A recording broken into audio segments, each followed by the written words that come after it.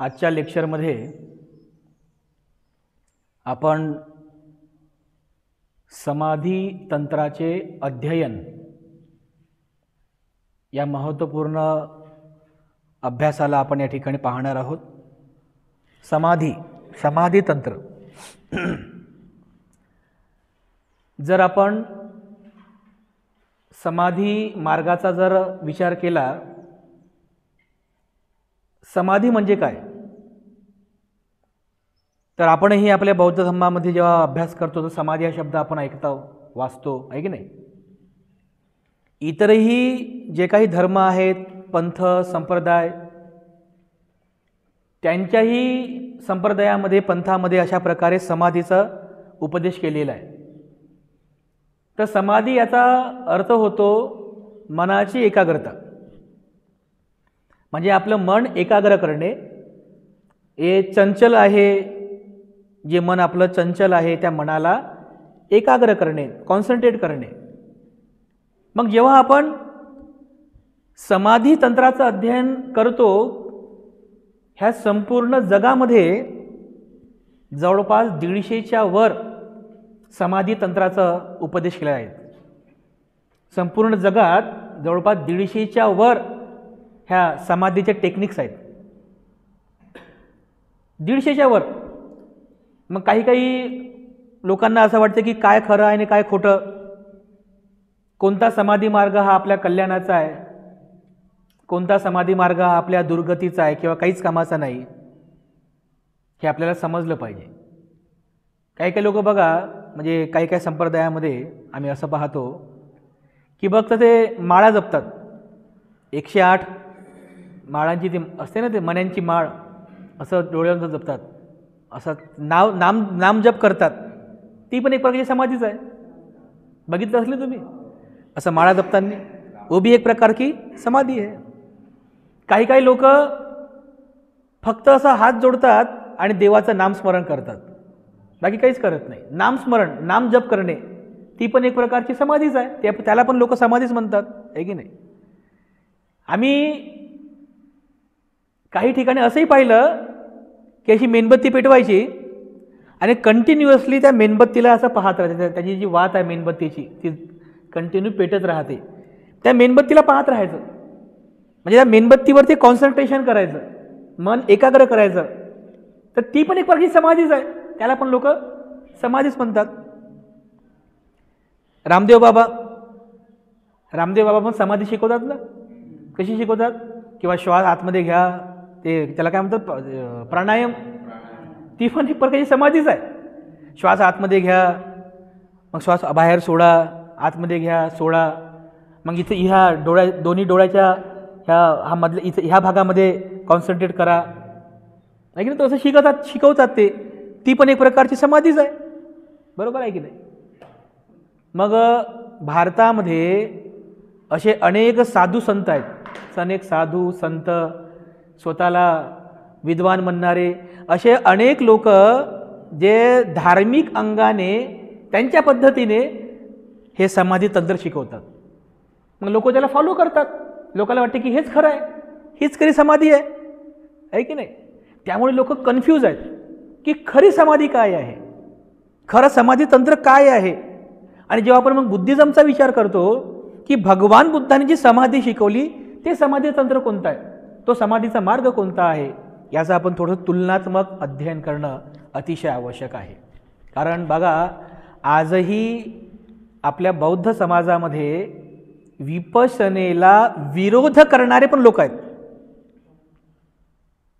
ते स्वतःचं ध्यान करत नाहीत, स्वतः ते कधी ध्यान करणार नाहीत, पण विरोध करतील। मग ते काहीतरी उदाहरण सांगतात की झाडाखाली बसून भगवान बुद्ध कधी समाजाचं भलं करू शकतील का, बाबासाहेबांनी हे नाकारलं, बाबासाहेबांनी ते स्वीकारलं, वगैरे वगैरे वगैरे वगैरे, असं काही उदाहरणं देऊन ते विपश्यनेचा विरोध करतात। विपश्यनेचा विरोध करो अथवा विपश्यनेचा ते स्वीकार करो, हा प्रश्न आपण बाजूला ठेवूया। सर्वांगीण दृष्ट्या आपण समाधी तंत्राचा आपण अध्ययन करू की नेमकं समाधी ह्या संपूर्ण विश्वामध्ये जे काही समाधी सांगणारे पंथ आहेत त्या सर्वांचं आपण एक तुलनात्मक अध्ययन करू आणि बौद्ध धम्मामध्ये जी समाधी आहे ती समाधी नेमकी काय आहे आणि त्याचं मानवी जीवनामध्ये काय महत्त्व आहे, त्याचा लाभ काय आहे, याचा आपण एक तुलनात्मक अध्ययन करूया, म्हणजे जेणेकरून तुम्हाला ते सगळ्या गोष्टी क्लिअर होतील, सुस्पष्ट होतील. तर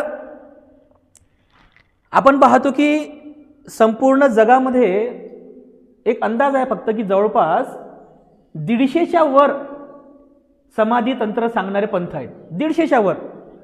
भारतामध्ये भरपूर आहेत, जगामध्ये भरपूर आहेत, 150च्या वर असे पंथ आहेत. या सर्व पंथांचा किंवा या समाधीचा उपदेश करणारे, समाधी सांगणारे जे काही विविध पंथ आहेत, संप्रदाय आहेत, या सर्वांचा जर आपण एकत्रितरित्या जर अभ्यास केला तर मुख्यतः जे समाधी तंत्र आहे, समाधी मार्ग आहे, ते मुख्यतः 3 भागामध्ये विभाजित आपण करू शकतो. 3 भागामध्ये. कोणते कोणते? आधुनिक काळात जगामध्ये जेवढेही समाधी सांगणारे पंथ आहे, संप्रदाय आहेत, त्या सर्वांना एकत्रितरित्या जर आपल्याला अभ्यास करायचा असेल तर हे सगळेच पंथ ह्या 3 भागामध्येच विभाजित होतात. तुम्ही कोणताही पंथ बघा, त्याचं बघा अध्ययन, जे काही टेक्निक्स असतील समाधीच्या, ते सर्व ह्या 3 टेक्निकच्या अंतर्गतच येतात. सर्व एकतर रिलॅक्सेशन टेक्निकमध्ये असेल, रिलॅक्सेशन म्हणजे रिलॅक्स होणे, आपण म्हणजे शीतलीकरण, रिलॅक्स होणे, काही काळापुरतं विश्रांती होणे, रिलॅक्स होणे, याच्यामध्ये येतील. किंवा मग कॉन्सन्ट्रेशन टेक्निकमध्ये येतील. कॉन्सन्ट्रेशन म्हणजे चित्ताला एकाग्र करणे, चित्त को एकाग्र करणे, कॉन्सन्ट्रेशन टेक्निक याच्यामध्ये येतील. किंवा मग दोन्हीमध्ये नसेल ना तर नक्कीच शुद्धीकरण तंत्रामध्ये असतील, म्हणजे प्युरिफिकेशन टेक्निक. जगामध्ये जेवढेही समाधीचे तंत्र आहेत ह्या 3च विभागामध्ये ते आपण त्याला विभाजित करू शकतो. रिलॅक्सेशन टेक्निक अर्थात शीतलीकरण, कॉन्सन्ट्रेशन टेक्निक म्हणजे चित्ताला एकाग्र करणे, एकाग्र चित्ततंत्र, आणि प्युरिफिकेशन टेक्निक म्हणजे शुद्धीकरण तंत्र. बरोबर आहे. तर अशा प्रकारे ह्या 3 तंत्रांचा, समाधी मार्गाचा आपण या ठिकाणी थोडासा तुलनात्मक अभ्यास करूया. पहिलं आहे शीतलीकरण तंत्र किंवा रिलॅक्सेशन टेक्निक. रिलॅक्सेशन याचा अर्थ होतो जसं माणूस खूप थकलेला आहे, काम करून करून खूप थकला आहे की नाही, मग थकल्यानंतर काय करतो तो? झोपतो, म्हणजे थोडासा रिलॅक्स होतो आहे ना. आपण पण बघा दिवसभर जर काम केलं आपण या ठिकाणी तर थकतो ना आपण. थकने के बाद क्या करते हैं आदमी? थोड़ा सा रिलैक्स होता है, फिर चाय पियेंगे, तो जब चाय पियेंगे तो थोड़ा अच्छा लगता है, फिर रिलैक्स हो गया वो. थोड़ा सा पैर दुख रहे तो थोड़ा सा रुकेंगे, बैठेंगे तो रिलैक्स हो गया. बस उसी को कहते हैं रिलैक्सेशन. क्या कहते हैं उसको? Relaxation technique. म्हणजे त्याला मराठीमध्ये मी शब्द लिहिलेला आहे शीतलीकरण, म्हणजे शांत करणे. शीतलीकरण का मतलब हो गया त्याला शांत करणे, काही काळापुरतं त्याला शांत करणे, संयमित करणे, याचा अर्थ होतो शीतलीकरण तंत्र. हे काही संप्रदाय ह्या शीतलीकरण तंत्राचा उपदेश करतात. जसं आता उदाहरणार्थ आपण बघूया, जसं आताच मी तुम्हाला सांगितलं ना माळा जपणे, हे एक प्रकारचे रिलॅक्सेशनच आहे, माळा जपणे. त्यानंतर जसं उदाहरणार्थ आपण म्हणतो ना वंदना करतो ना आपण, ते एक प्रकारचे रिलॅक्सेशन आहे. म्हणजे ज्यावेळेस तुम्ही वंदना म्हणता तेव्हा तुम्ही रिलॅक्स असता, रिलॅक्स वंदना. किंवा मग परित्राण पाठ, चांटिंग, हे सुद्धा रिलॅक्सेशनमध्ये येते. माळा जपणे म्हणजे रिलॅक्सेशन, म्हणजे दिवसभराची जी काही थकान आहे, थकवा आहे, तो तेवढ्यापुरता जो निघून जातो, म्हणजे माणूस असा रिलॅक्स होतो, शांत होतो, संयमित होतो. ते हे असे ह्या सगळ्या ज्या गोष्टी आहेत, ह्या सगळ्या गोष्टीला आपण रिलॅक्सेशन म्हणतो. म्हणजे माणसाला ते गोष्टी रिलॅक्स करतात. म्हणजे जोपर्यंत तो माणूस त्या ठिकाणी आहे, त्या गोष्टीचा जो फॉलो करतोय, तोपर्यंत माणूस हा रिलॅक्स असतो. त्याला त्या गोष्टीपासून सुख मिळते तेवढ्यापुरतं, तो माणूस संयमित होतो तेवढ्यापुरतं. तर ह्या सगळ्या गोष्टी आहेत, वंदना करणे, परित्राण पाठ करणे, चांटिंग करणे, माळा जपणे. आता वंदना म्हणजे फक्त बुद्धाची वंदना नाही बरं, त्याच्यामध्ये सगळं झालं. तुम्ही मग तुमच्या देवाची वंदना करा, हे ना किसी भगवान की वंदना करो, कोणत्या देवाची वंदना करा, भगवंताची वंदना करा, सगळंच याच्यात सगळं झालं. मंदिरामध्ये जाऊन ते घंटी वाजवा, घंटी बाई लोक वाजवतात ना, ती पण एक प्रकारची समाधीच आहे. म्हणजे जोपर्यंत माणूस ते घंटी वाजवतो ना तेपर्यंत माणसाला बरं वाटते, किंवा देव पाहू लागला, देव पाहत आहे आपल्याला, आहे की नाही, घंटी वाजवतो, ते पण एक प्रकारची समाधीच आहे. रिलॅक्स होतो माणूस तोपर्यंत. किंवा मंदिरामध्ये जातात लोक, तर मंदिरामध्ये गेल्यानंतर माणूस असं शांत बसतो, त्याला रिलॅक्स वाटते माणसाला, त्याला वाटते की अरे खरंच आहे बा इथं, म्हणजे देवाचं काहीतरी इथं म्हणजे चांगलं वातावरण आहे, हां का बरं वाटते. तर ह्या सगळ्या गोष्टी ह्या रिलॅक्सेशन टेक्निकमध्ये येतात. परंतु रिलॅक्सेशन टेक्निक जोपर्यंत तुम्ही त्या तंत्रामध्ये आहात तोपर्यंतच तुम्हाला बरं वाटते, पण जेव्हा तुम्ही त्याच्या बाहेर येता, ह्या रिलॅक्सेशनच्या मार्गातून जेव्हा तुम्ही बाहेर येता तेव्हा मात्र तुम्हाला परत दुःखाला सामोरं जावं लागतं. म्हणजे कसं, जसं बघा आता आपण काही लोक वंदना म्हणतात ना, मंदिरात जातात, मंदिरात गेल्यानंतर ते पण पूजा वंदना करतात. तर जोपर्यंत पूजा वंदना करतात तेव्हा त्यांना बरं वाटते, म्हणजे तेव्हा ते रिलॅक्स असतात, रिलॅक्सेशन वाटते त्यांना. पण जेव्हा मंदिराच्या बाहेर पडल्याबरोबर लगेच त्यांचा जुना स्वभाव जागृत होतो. मग शिव्या देण्याचा स्वभाव असेल, शिव्या देण्याचा स्वभाव जागृत होतो. घरी गेले की अजून टेन्शनवाला स्वभाव आहे ना, होते ना असं. म्हणजे जोपर्यंत एखादा माणूस मंदिरामध्ये आहे किंवा बुद्ध विहारामध्ये आहे तोपर्यंत तो काय म्हणतो, विहारात आला की बरं वाटते मला, म्हणते विहारामध्ये आलं की बरं वाटते, मंदिर में आए तो बहुत अच्छा लगता है. तो फक्त रिलॅक्स होतो काही वेळेपुरता, जोपर्यंत तो आहे तोपर्यंत. पण एकदा त्या मार्गातून तो पुन्हा जेव्हा बाहेर जातो तेव्हा त्याला परत दुःख होते, परत तो नाराज होतो, उदास होतो, खिन्न होतो. म्हणजे रिलॅक्सेशन टेक्निक ही काही क्षणापुरतं, काही वेळेपुरतंच तुम्हाला सुख देते, काही वेळेपुरतंच तुम्हाला हॅपी बनवते. परंतु तुम्ही त्याच्या जेव्हा बाहेर निघता तेव्हा मात्र परत तुम्हाला त्याच गोष्टी दुखावतात, त्याच गोष्टी तुम्हाला त्रासदायक वाटतात. आणि म्हणून रिलॅक्सेशन टेक्निक ही सुद्धा माणसाला परिपूर्ण सुखी बनवत नाही. हे पण आवश्यक आहे बरं, म्हणजे हे आवश्यक नाही असा अर्थ घेऊ नये. रिलॅक्सेशन टेक्निक सुद्धा आवश्यक आहे. म्हणजे बघा एखादा व्यक्ती इथं जेव्हा आतमध्ये येतो, बुद्धमूर्ती पाहतो, किती मोठी बुद्धमूर्ती आहे, तर बुद्धमूर्ती पाहिल्या आपल्याला बरं वाटते, अरे बापरे काय सुंदर बुद्धमूर्ती आहे. म्हणजे तो का नाही असं रिलॅक्स झाला. थोडा आतमध्ये आल्यानंतर बुद्धांना तो वंदन करतो, रिलॅक्स वाटते. पुन्हा आतमध्ये येतो, हिरवगार झाडं पाहतो, त्याला बरं वाटते. पुन्हा आतमध्ये आल्यानंतर तो हा स्तूप पाहतो, ही विहार पाहतो, ते बरं वाटते.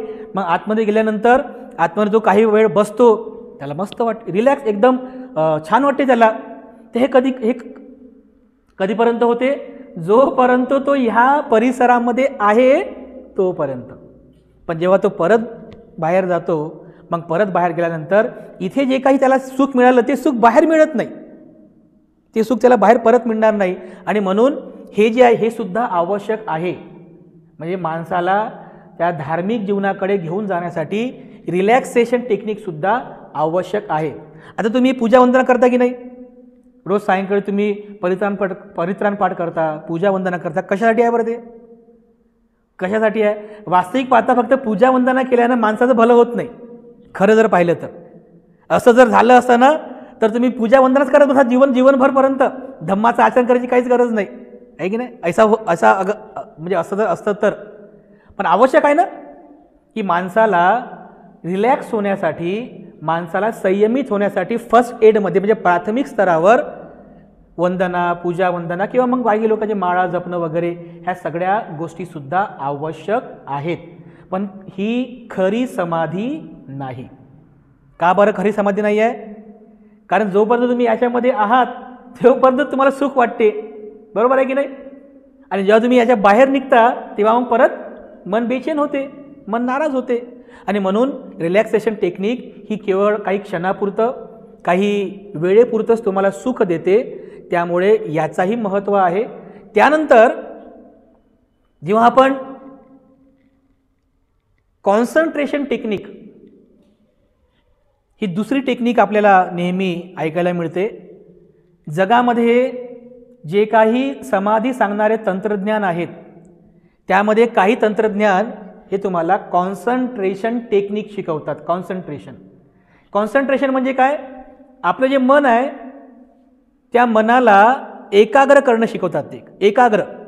आता जसं आता प्राणायाम आहे ना, प्राणायाम, बरोबर? प्राणायाम वो क्या करते हैं कि बोलते की सांस को अंदर लो, श्वास आतमध्ये घ्या आणि त्याला थांबून ठेवा. म्हणजे किती वेळपर्यंत तुम्ही थांबून ठेवता त्याला थांबून ठेवा आणि त्याच्यावर तुमचं मन एकाग्र करा, कॉन्सन्ट्रेशन करा. 1 मिनटं, 1.5 मिनटं, 2 मिनटांपर्यंत आणि मग तो श्वास सोडा. मग काही लोक ते प्राणायाम करतात, ह्या नाकपुडीतून श्वास घ्या, ह्या नाकपुडीतून सोडा. ते पण एक टेक्निक आहे कॉन्सन्ट्रेशन करण्याची, बरोबर आहे? म्हणजे मनाला कॉन्सन्ट्रेट करणं. तर ज्या वेळेस आपण या गोष्टीचा विचार करतो तर या कॉन्सन्ट्रेशन टेक्निकमध्ये जे महत्त्वाचा तंत्र किंवा जो महत्त्वाचा मार्ग येतो त्याला म्हणतात आनापान. आनापान तंत्र ह्या कॉन्सन्ट्रेशनमध्ये येते. आनापान तंत्र. आनापान याचा अर्थ होतो आन अपान, म्हणजे येणे आणि जाणे. आपला जो श्वास आहे या येणाऱ्या आणि जाणाऱ्या श्वासावर आपलं मन एकाग्र करणे यालाच आनापान तंत्र असं म्हणतात. किंवा दुसऱ्या भाषेमध्ये असं म्हणत झालं की आनापान सती. सती म्हणजे जागरूकता, अटेन्शननेस. आनापान सती पण एक महत्त्वाची टेक्निक आहे म्हणाण्याची. तर काही काही लोक बघा आनापान सतीचा अभ्यास करतात. तुम्ही पण करत असाल ना ध्यानामध्ये. आनापान सती का अध्ययन करते है 10 मिनिट, 15 मिनिट, अर्धा तास, आहे की नाही, ज्याला जेवढं शक्य आहे तेवढं. तर जोपर्यंत ते लोक ध्यानामध्ये आनापान करतात म्हणजे मनाला एकाग्र करतात तोपर्यंत त्यांना बरं वाटते. पण एकदा का तुम्ही त्या अवस्थेतून बाहेर निघाले की पुन्हा तुमचं मन चलबिचल होते, पुन्हा तुमचं मन बेचैन होते. असं का होते? कारण जोपर्यंत तुम्ही याच्यामध्ये आहात आनापानामध्ये तोपर्यंतच तुम्हाला सुख प्राप्त होते, काही क्षणापुरतं. म्हणजे जसं आता एखादा व्यक्ती आहे खूप बडबड करतो, तो जेव्हा आनापान करतो ना तर आनापान करेपर्यंत तो शांत राहतो. पण एकदा आनापान संपलं म्हणजे तेवढ्यापुरतं मन एकाग्र झालं आणि जेव्हा तो बाहेर पडतो तर लगेच त्याची बडबड सुरू होते. म्हणजे याचा काही फायदाच नाही. एवढं करू सुद्धा याचा काही त्याला लाभच झाला नाही. तर असं का होते? म्हणजे ज्याला आपण म्हणतो की आनापान सती ही काही काळापुरतं माणसाला सुख देते पण लाईफ टाईमपर्यंत माणसाला सुख का देत नाही? जेव्हा विपरीत परिस्थिती येते, विपरीत परिस्थिती, तेव्हा मात्र माणसाचं मन हे चलबिचल होते, कमजोर पडते. असं का होते? असं का होत असेल? एक उदाहरण आहे. जसं समजा एक पाण्याचा ग्लास आहे, याच्यामध्ये पाणी आहे आणि या पाण्यामध्ये कचरा आहे, घाण आहे, ठीक आहे. म्हणजे हे पाणी पिण्यासारखं नाही आहे. आता हे पाणी जर तुम्हाला प्यायचं असेल तर तुम्हाला काय करावं लागेल?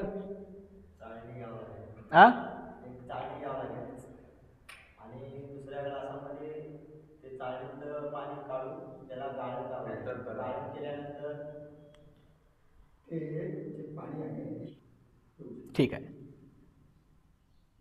यांचं म्हणणं आहे की ह्या पाण्याला शांत होऊ द्यायचं, म्हणजे काय,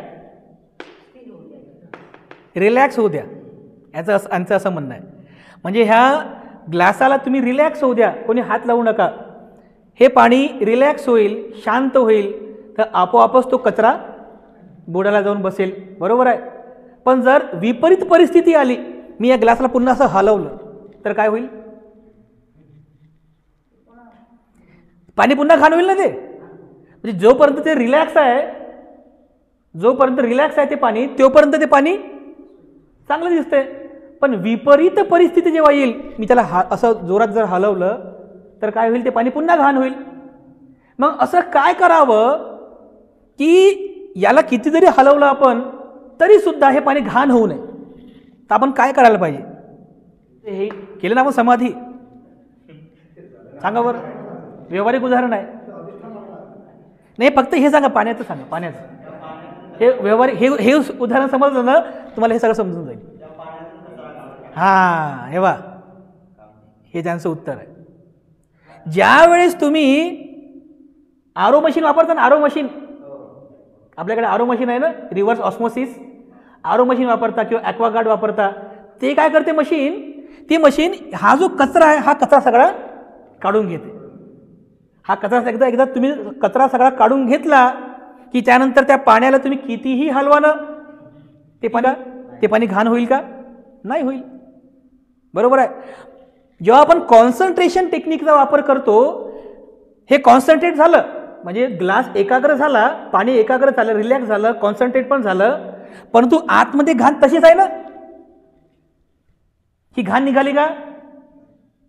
घाण निघाली नाही. आणि म्हणून जेव्हा विपरीत परिस्थिती येते तेव्हा ती घाण अजून वर येते. म्हणजे माणूस जेव्हा रिलॅक्स होतो ना तोपर्यंत बरं वाटते, किंवा जेव्हा कॉन्सन्ट्रेशन करतो तोपर्यंत बरं वाटते, परंतु जेव्हा विपरीत परिस्थिती येते, कोणी एखाद्याने शिव्या देऊ द्या बरं, लगेच माणसाचं असं माणूस रागामध्ये येतो. कुठे गेलं ध्यान आपलं? कुठे ध्यान गेलं? एखाद्या फक्त शिव्या देऊ द्या, असा तो भडकतो की नाही, मग भांडणं करेल, शिव्या देईल, मारामारी करेल. मग हे रिलॅक्स होण्याचं आणि एकाग्रचित्त तंत्र जे आहे हे फायद्याचं आहे. हे फायद्याचं नाही असं म्हणत नाही, फायद्याचं आहे. परंतु जोपर्यंत ह्या उदाहरणाप्रमाणे हे विकार जे आहेत, हे पाण्यामध्ये असलेले ही जी घाण आहे, हे जोपर्यंत आपण बाहेर काढत नाही तोपर्यंत माणसाला लाईफ टाईमचं सुख प्राप्त होत नाही. म्हणजे ही घाण काढायला जसं आपण प्युरिफायर वापरतो, अगदी त्याचप्रमाणे आपल्या मनामध्ये असलेला राग, द्वेष आणि मोह हे 3 विकार बाहेर काढण्यासाठी सुद्धा आपल्याला प्युरिफिकेशन टेक्निकचा वापर करावा लागेल. प्युरिफिकेशन टेक्निक तुम्ही एकदा प्युरिफिकेशन टेक्निकद्वारे किंवा आरो किंवा प्युरिफायरद्वारे हा कचरा तुम्ही एकदा बाहेर काढला, मग कितीही विपरीत परिस्थिती येऊ द्या, हे पाणी घाण होणार नाही. हे पाणी तुम्ही कधीही पिऊ शकता, एवढे पाणी शुद्ध असणार आहे. अगदी त्याचप्रमाणे ह्या उदाहरणाप्रमाणे जेव्हा आपण आपल्या मनाला एकाग्र बनविण्याचा प्रयत्न करतो त्यावेळेस माणसाचं मन तर एकाग्र होते आनापानसतीद्वारे, परंतु ते विकार असतात ना, ते विकार बाहेर निघत नाही. ते विकार फक्त काही काळापुरतं असं खाली जाऊन तळाशी बसतात. कुछ समय के लिए नीचे में जाके ऐसा बैठ जाते हैं, जब तक रिलैक्स है, जब तक कॉन्सेंट्रेट किया तब तक. लेकिन विपरीत परिस्थिति में फिर से वो ऊपर आते, राग ऊपर आता है, राग येतो, द्वेष उत्पन्न होतो, मोह उत्पन्न होतो, आणि त्यामुळे आपल्याला प्युरिफिकेशन टेक्निकद्वारे या सर्व विकारांचं हनन करायचं आहे. हे सर्व विकार, ही सगळी घाण जी आहे आपल्याला संपवायची आहे.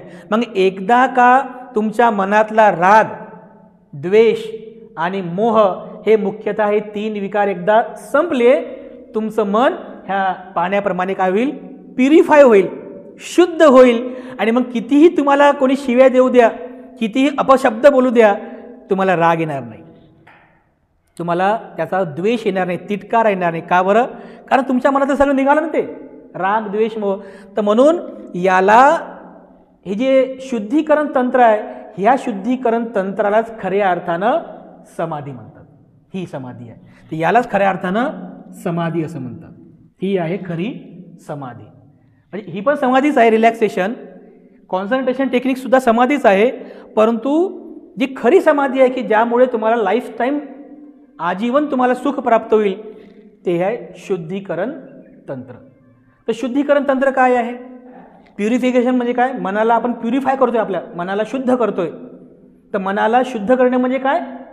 मनातला जो विकार आहे, मुख्यतः हे 3 विकार आहेत, राग, द्वेष आणि मोह, या विकारांपासून मनाला शुद्ध करणे, विकारमुक्त करणे, त्याला प्युरिफिकेशन तंत्र म्हणतात, प्युरिफिकेशन शुद्धीकरणाचा मार्ग म्हणतात. प्युरिफिकेशन कसं करावं हा सुद्धा महत्त्वाचा मार्ग आहे. म्हणजे काही लोक रिलॅक्सेशन आहे ना त्यालाच समाधी म्हणतात, हीच खरी समाधी आहे, याच्याकडे ते पाहतही नाही. त्यांना हीच खरी समाधी वाटते, म्हणून ते काय म्हणतात, अरे हे खोटं आहे. म्हणजे रिलॅक्सेशनला ते खरं मानतात आणि त्यालाच खरं मानून ते काय म्हणतात, अरे हे विपश्यना जे आहे ना, हे ध्यान हे सगळं खोटं आहे, हे बुद्धाने शिकवलं नाही म्हणतात. कारण त्यांना याचा अभ्यासच नाही आहे.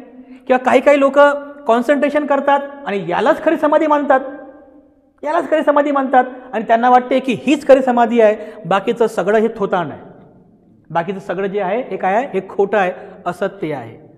तर मग अशा लोकांना केवळ अज्ञान असल्यामुळं, केवळ अज्ञानापोटी ते अशा प्रकारचं वक्तव्य करतात. तर अशा लोकांनी हे खूप व्यवस्थितरित्या समजून घेणं महत्त्वाचं आहे. तर खरी समाधी आहे शुद्धीकरण तंत्र, प्युरिफिकेशन टेक्निक. तर मनाला शुद्ध कसं करावं, प्युरिफाय कसं करावं, तर भगवान बुद्धांनी याकरिता एक अत्यंत महत्त्वाचा उपदेश केलेला आहे की हे जे 3 विकार आहेत, या 3 विकारांना म्हणजे नष्ट कसं करावं आणि मनाला शुद्ध कसं करावं. तर जो बुद्धांचा उपदेश आहे, अत्यंत महत्त्वाचा उपदेश आहे, त्या उपदेशाला म्हणतात सतीपट्ठाण. अत्यंत महत्त्वाचा उपदेश आहे. प्युरिफिकेशनचा जो मार्ग आहे, शुद्धीकरणाचा मार्ग, यावर भगवान बुद्धांचा सतीपट्ठाण अत्यंत महत्त्वपूर्ण उपदेश आहे. सतीपठण याचा अर्थ होतो, सती म्हणजे स्मृती, सती म्हणजे स्मृती आणि पठ्ठाण म्हणजे प्रतिष्ठापित होणे. एखाद्या तत्वावर किंवा एखाद्या ठिकाणी प्रतिष्ठापित होणे त्याला पठ्ठाण असं म्हणतात. याचा अर्थ होतो की स्मृतिवान होऊन, सावधान होऊन प्रतिष्ठापित होणे, अर्थाचं त्याला म्हणतात सतीपट्ठाण. मग स्मृतिवान होणे म्हणजे नेमकं काय, सती निर्माण करणे म्हणजे नेमकं काय, कशावर आपण प्रतिष्ठापित व्हायचं आहे. तर भगवान बुद्ध या सुत्तामध्ये पुढील उपदेश करतात. मध्यम निकाय या ग्रंथामध्ये 10व्या क्रमांकाचं हे सुत्त आहे, सतीपठाण सुत्त. सतीपठाण म्हणजे स्मृतिवान होणे. तर कशावरती आपल्याला स्मृतिवान व्हायचं आहे, कशावर आपल्याला स्मृतिमान होऊन प्रतिष्ठापित व्हायचं आहे. तर या सुत्तामध्ये भगवान बुद्ध उपदेश करतात की तुम्ही कशावरती सती निर्माण करावी. तर 4 प्रकारच्या सती किंवा 4 प्रकारच्या स्मृती भगवान बुद्धांनी उपदेशिलेल्या आहे. पहिली स्मृती आहे कायानुसती, दुसरी आहे वेदनानुसती, तिसरी आहे चित्तानुसती, चौथी आहे धर्मानुसती. सतीपठाण सुत्तामध्ये भगवान बुद्धांनी या 4 प्रकारच्या सती अर्थातच स्मृती सांगितलेल्या आहेत की आपण कशा पद्धतीने स्मृतिवान व्हावं.